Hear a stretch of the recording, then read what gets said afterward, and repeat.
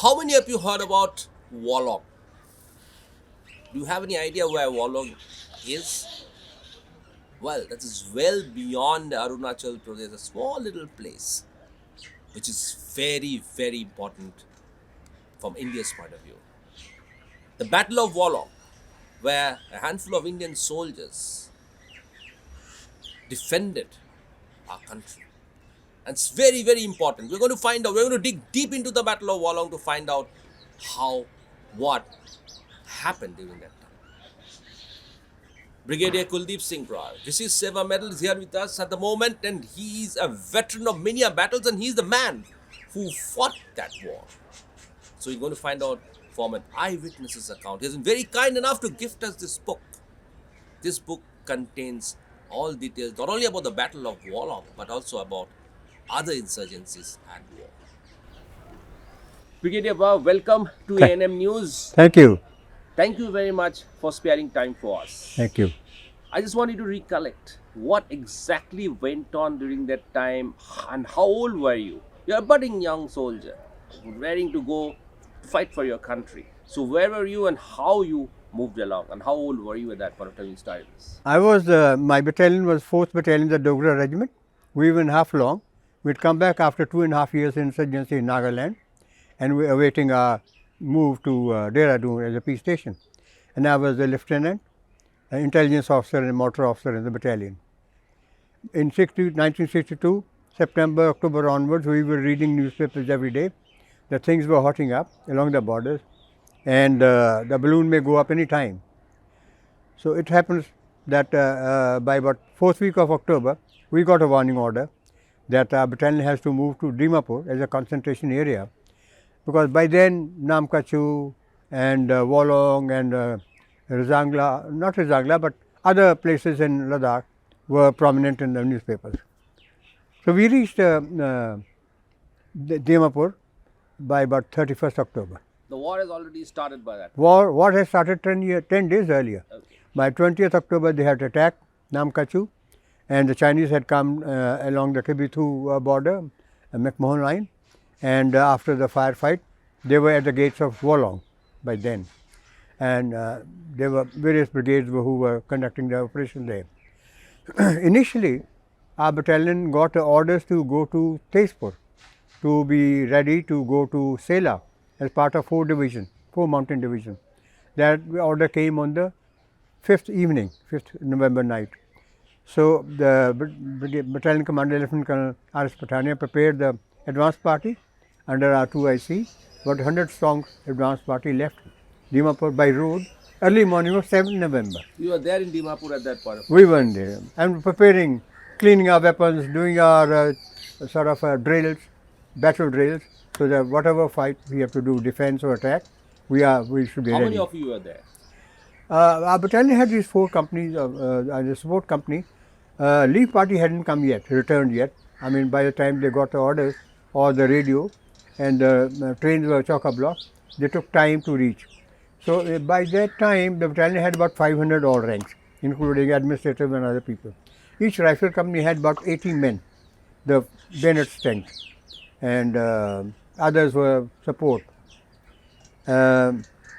So the advance party of 100 strong left for Tezpur on the 7th morning. By then, we got orders in that evening countermanding the initial order. We were told, no, not Tezpur, we will be sent to Wolong. So the Wolong things were hotting up more. And our GOC, the new division, was also colonel of the regiment, M.S. Patania. He was fond of our battalion, so he bid for our battalion. He said, no, Fort Dogra should not go to Fort Dev, it should come to Wolong, 2 Dev. So that's how, then we prepared, we sent somebody to recall that advance party, that never rejoined by the time we got through. How did you travel to Wolong? By air. There was no road or track. We went to Tezu by Dakota, the Raki party, and the battalion came later on by rail. After Dibrugarh and Mohunbari, thereafter by road. And from Tezu, we were flown in. The Wolong had no road, and it could only be air maintained. And there was a small strip for about 400 yards long, and only auto aircraft carrying capacity about 6 to 7 soldiers fully equipped. So at one time on a day, only about 1 to 2 companies could be inducted along with the support weapons. And the flying time was restricted from 5 a.m. to about 11 a.m. because thereafter the strong winds would buffet the small aircraft. So in those 5-6 hours, we had to induct as much as possible. So when we reached Tezu, our recce group, we went on 9th November. 8th November we reached Tezu night, and 9th we got to Wolong. And the brigade commander told us that 4 Dogra were going to be the reserve battalion for 11th Brigade. Brigadier Rowley was the commander. He ordered our CO to carry out recce on both sides of the lowest river, East Bank and West Bank.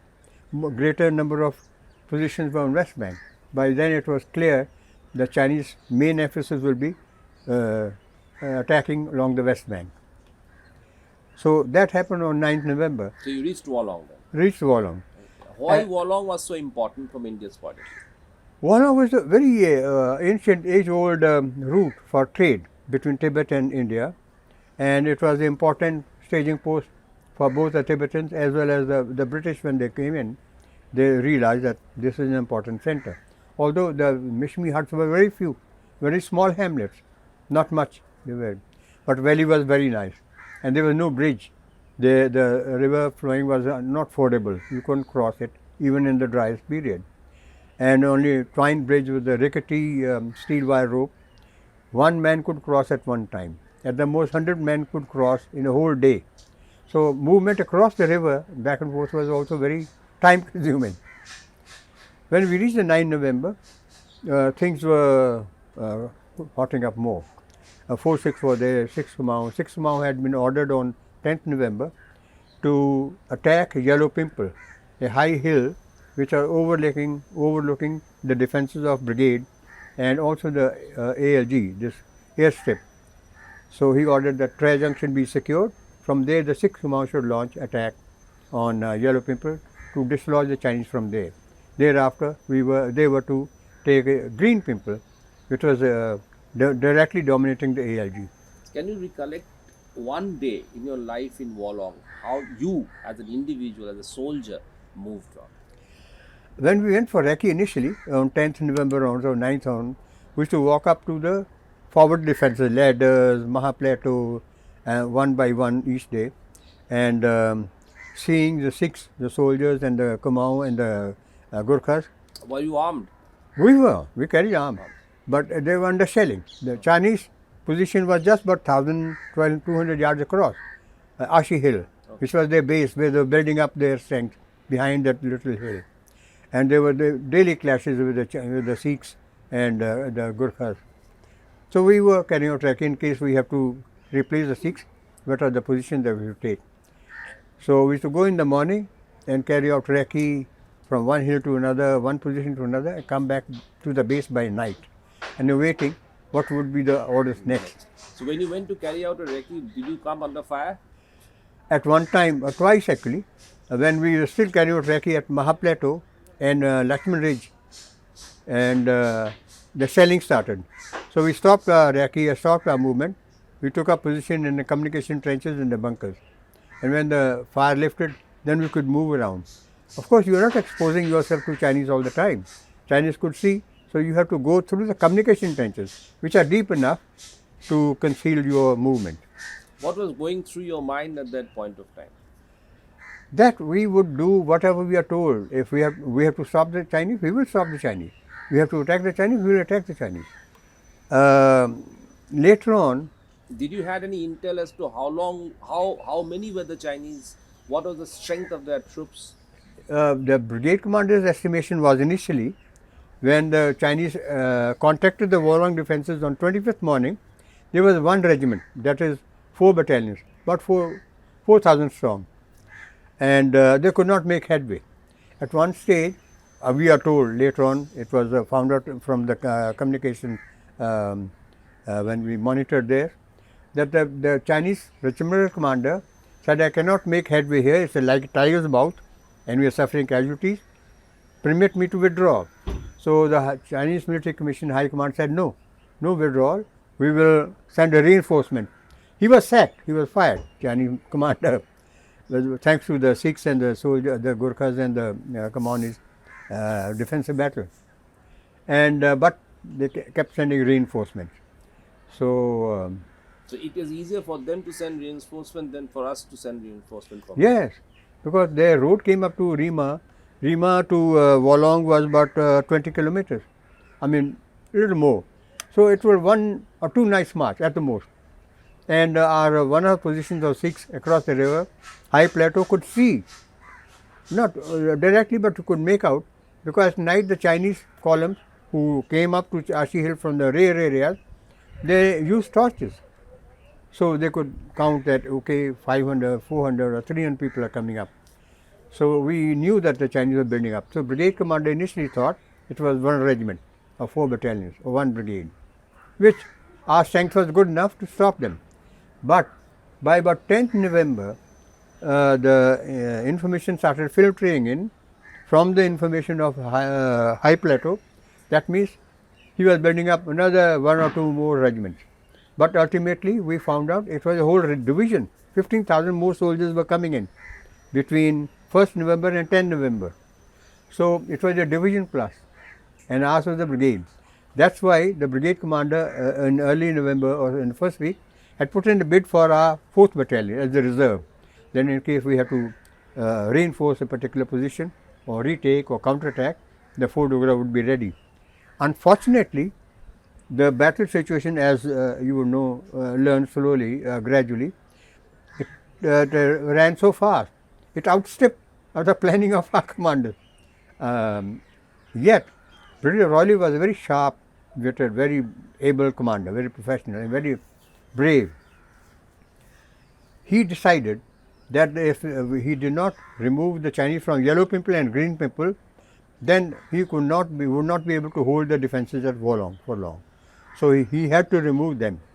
And the only troops at that time available was 6th Command, who were in the depth, not in the forward area, but in depth area. So when you were there, you were very heavily outnumbered by the Chinese. I mean, what was the ratio of you being outnumbered? It was 1 to 6. 1 to 6. 1 to 6 to 7 at a particular point of attack.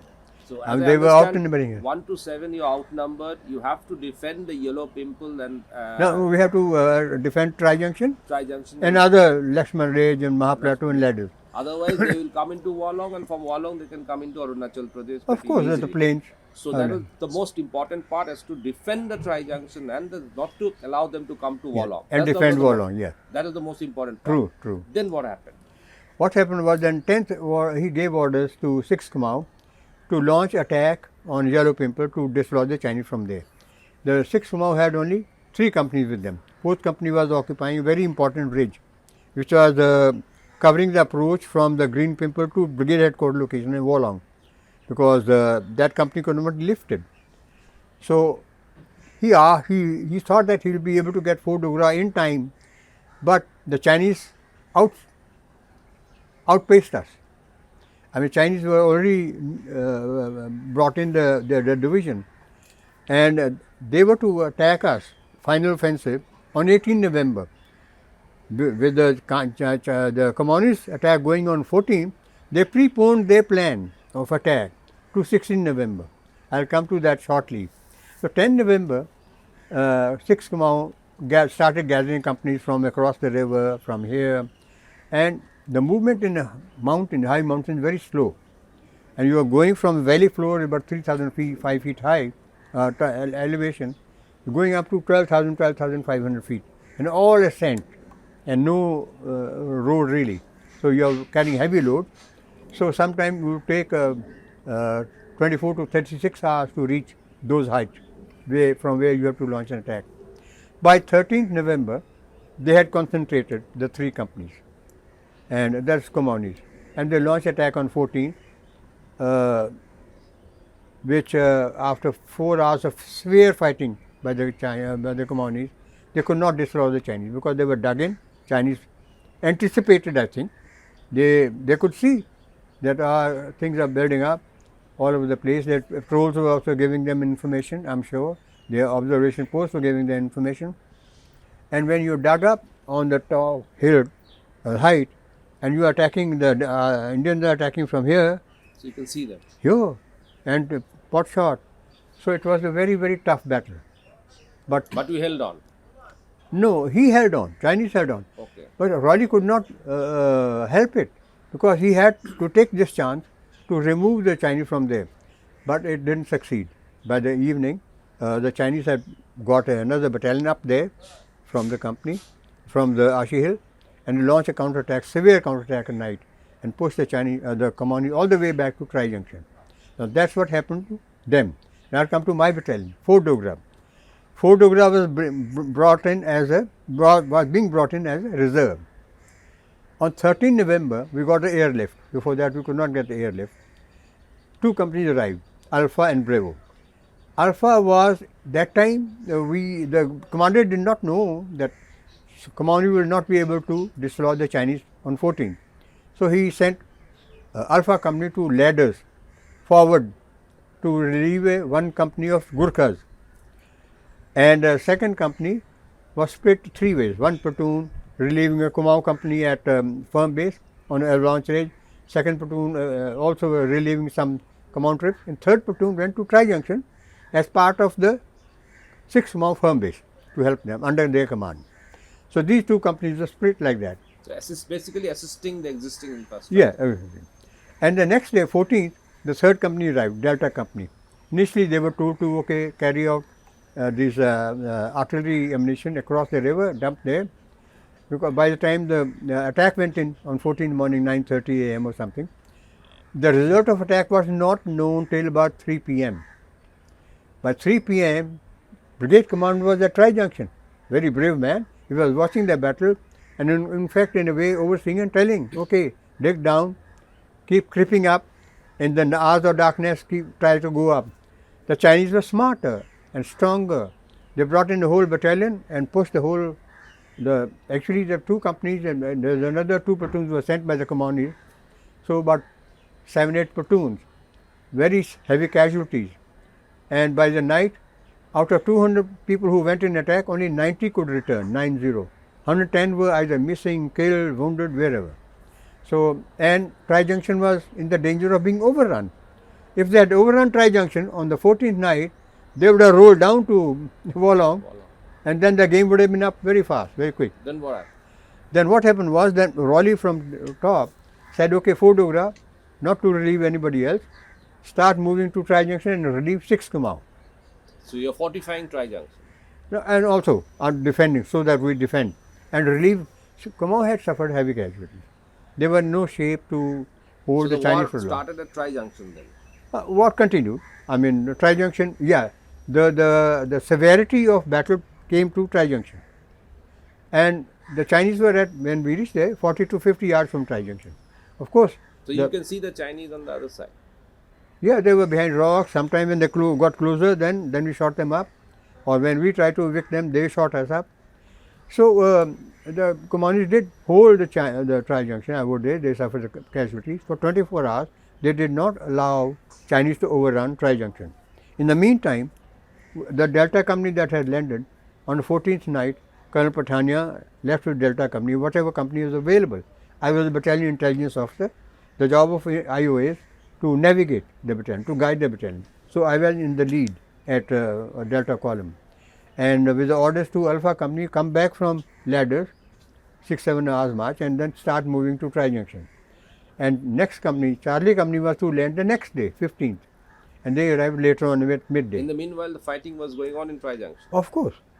Okay. What had happened was the Chinese before that, between 1st and 10 November, had been sending patrols quietly. It's a forested area, ravines, there are broken ground. If you are on a little hillock here, and there's a forest there, a little hillock there, beyond that, you can have a whole battalion going past, you will not know what is happening beyond that hill or beyond that spur. So how long did this Tri Junction battle go on? So they started on the night of 14-15, 15-16 and 16 morning. When we took over Tri Junction on the 15-16 night, then we fought for 9 hours there. Before that, let me tell you that when Delta Company, I was leading them from motor position, the last climb, ascent of the Tri Junction, about 11 p.m. at night. We were about a kilometer short of Tri Junction. Of course, fight was going on there. And suddenly got a MMG bus coming over me and my party, and the Delta company was going like this, and long burst of MMG fire, continuous fire. So I quickly called. Garibal was just next to me. Garibal said, that is the Chinese block. We knew that must be Chinese blocking position to prevent reinforcement going to Tri-Junction or to prevent any Kumaoni to escape. So Garibal said, very brave man. He said, we have to charge through this to reach Tri-Junction. So he had about 80 men, 3 platoons, 80. 80, okay. The first, each platoon had about 20, 25, and then company headquarters. So we charged. He said, okay, I carried one LMG, and 2 section commanders also handled LMG. And I led the charge, shouting war cry, Durga Mata ki jai, Jwala Mata ki jai, firing as we went, knowing that we will get killed. Doesn't matter, but we took a chance. And I didn't get killed, but some of the other boys got hit.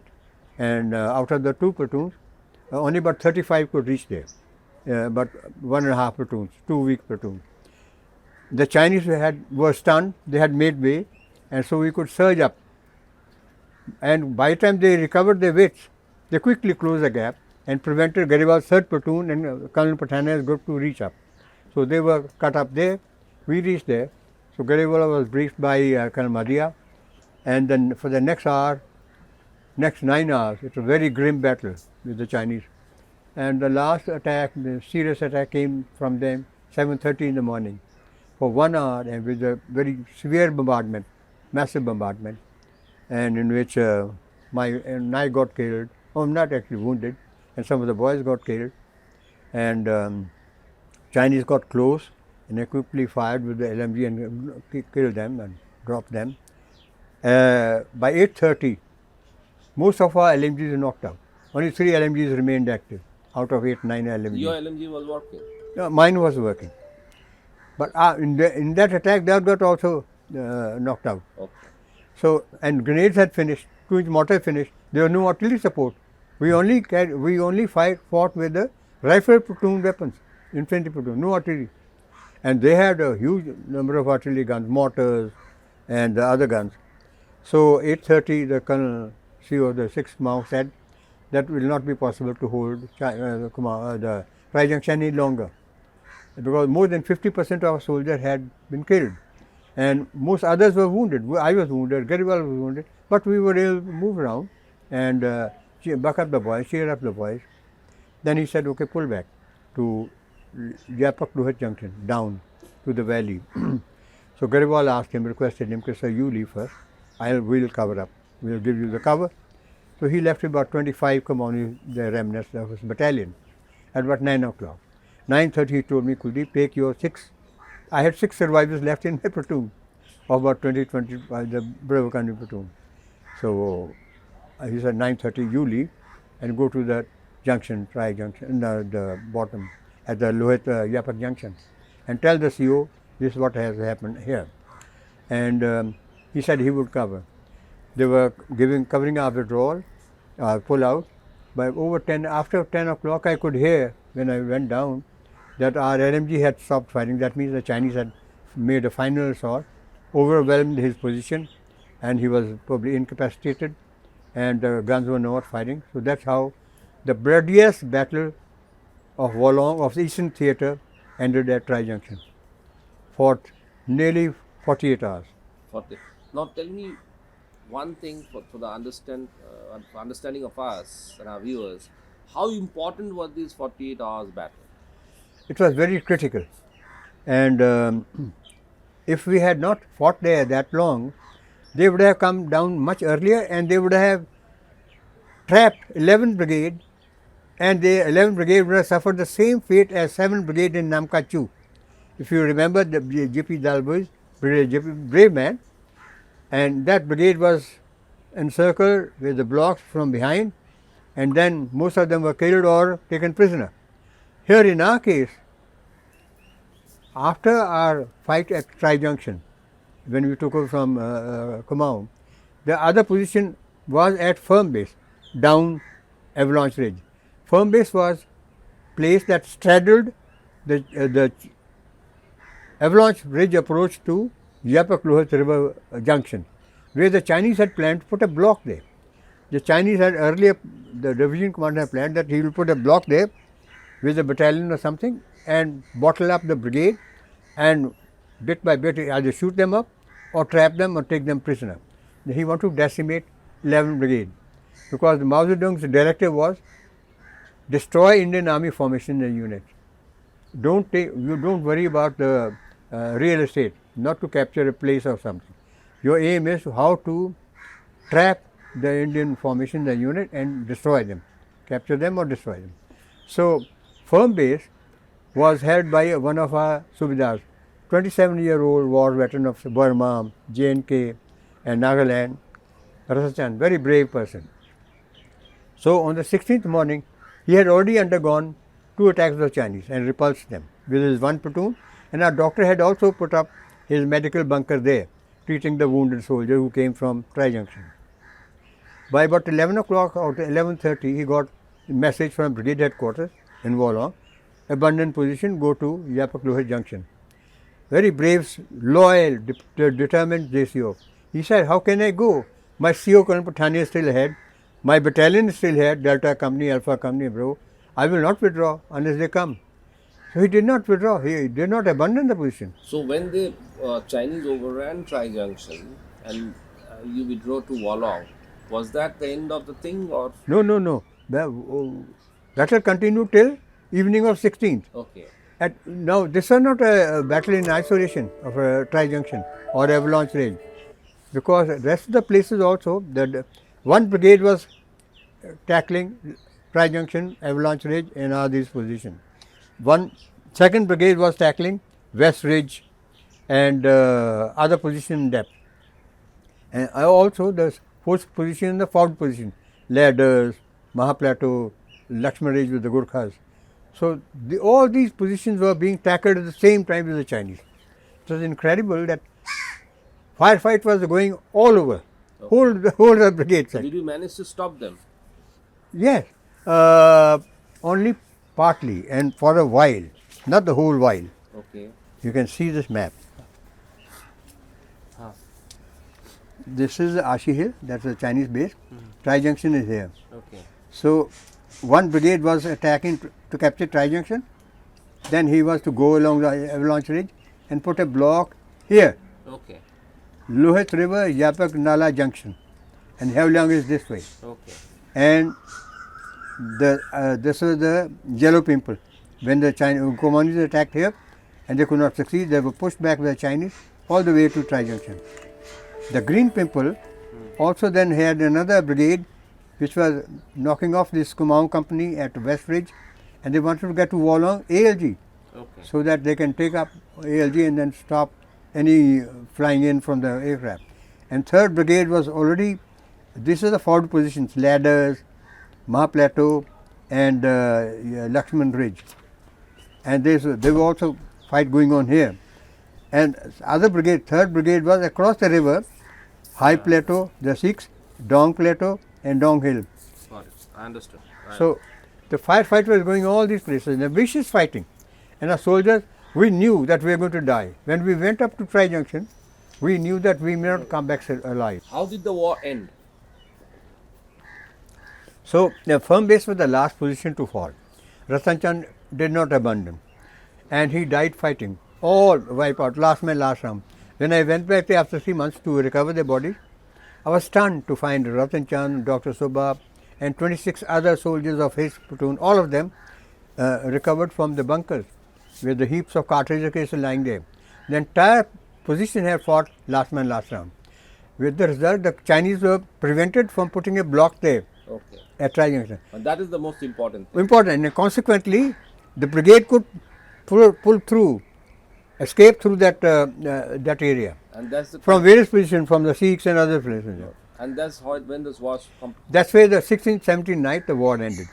And the Ratan Chand position was the last to fall. Okay. And the Chinese could not come there till 17th morning. By then 11th Brigade had escaped through that. That is the significance of Fort Dogra's action of 2 companies. I want to highlight Kumaon lost about 120 men in 30 days battle, right from KB2 here. Sikhs lost about 85 men in about 27 days battle. A very ferocious fight they put up.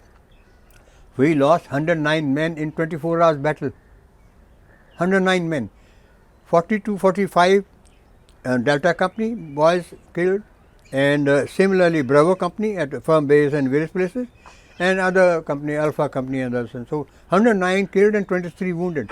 Almost 150 people within 24 hours. It's a great, huge intensity of attrition in a And short how time. many Chinese soldiers you think? You can't were count. I'd say at least 3 to 4 times, minimum. So 3 to 4 times the number of Indian soldiers who are martyred, Yes, Chinese soldiers were killed. yes.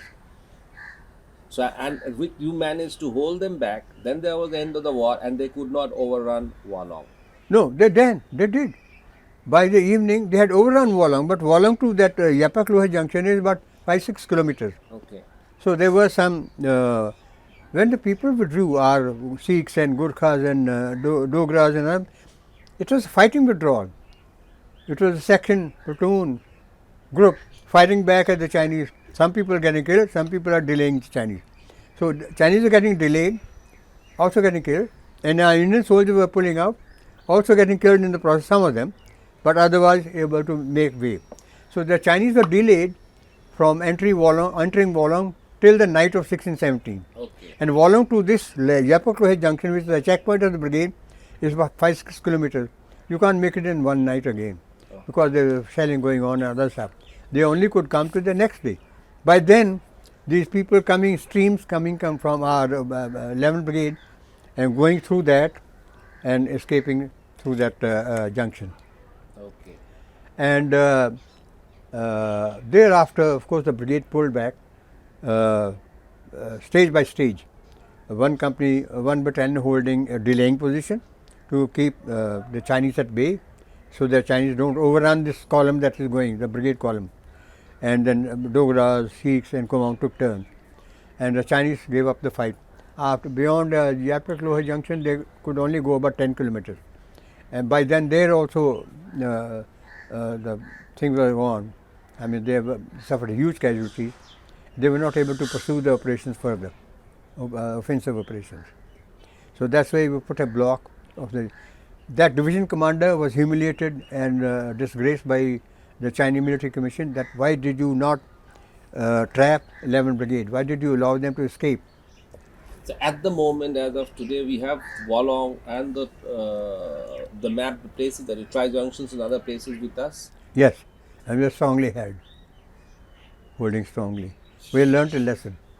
So the Battle of Wolong showed the resilience of the Indian Army despite a very, very superior infrastructure with the Chinese. Yes. The Indians held on, and then as of today, as we speak, as we talk about, as we go beyond and walk down the memory lane to those days in Wolong, we hold that place on very, very firm hands. Is that Yes, correct? true. Let me clarify one thing. We are very strong this time, much stronger than 62. But China is also stronger than what he was in 62. His weaponry, his missiles and other stuff, and also drone. The warfare has changed. The complexion or the picture of, or the concept of warfare has changed. We also keeping pace with that.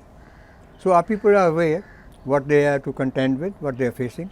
So we would also defender in the mountain is at an advantage. If you get time, we didn't get time to prepare our defenses in Wolong. Otherwise, had we had more time, the bunkers were properly made, then Chinese would not have been able to make headway. But So despite the adversity, the trenches that we occupied in Trijang were this deep. The rest of the body was all up. so there are no planning. You are just caught. Yeah, we are like a fire brigade. Like a- You just put absolutely. there, put Yeah. there. So despite the adversities, you bravely, the Indian soldiers bravely carried on the fight, and and whatever Certainly. defended their land, Yes. and we got it back today as we speak. The Wolong stands. Yes. In Wolong, 11 brigade troops, 466 Kumaon, 4 Dogra, 38 Gurkhas, proved to Chinese and to the people that China man is not a 20 feet tall monster. He could be tamed, he could be checked, and he could be also held back. And our people are very, very brave.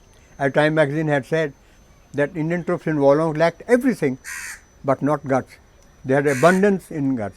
Absolutely, Brigadier Kuldeep Singh Brar. It was a wonderful experience reminiscing the days, the fights in Wolong, and I'm sure the people of India, and on behalf of the media of India, I'm sure we are very, very grateful to you for holding on to the Chinese despite numerical disadvantage and inferior quality of weapons at that point of time. Definitely, you never had the kind of weapons that the Chinese had. Yes, certainly. And you have always have to fight all of a sudden. So you just there's no planning involved in that. Despite that, and as you speak, the places that we fought, the places that were at the center of controversy stand tall with the Indians, with the Indian troops firmly settled in those areas.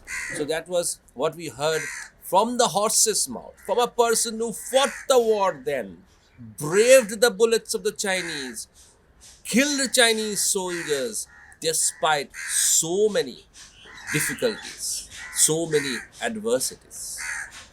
We are definitely proud of soldiers like Brigadier Kuldeep Singh Brar. At ANM News, we'll definitely bring you more such stories from the brave hearts who fight along the enemy lines. Wolong stands tall with the Indian flag flying high. With camera person Chitra Bhanu Pathak, this is Avijit Nandi Mazumdar for ANM News. और खबरों के लिए subscribe कीजिए ANM news, bell icon दबाकर रहिए सबसे आगे।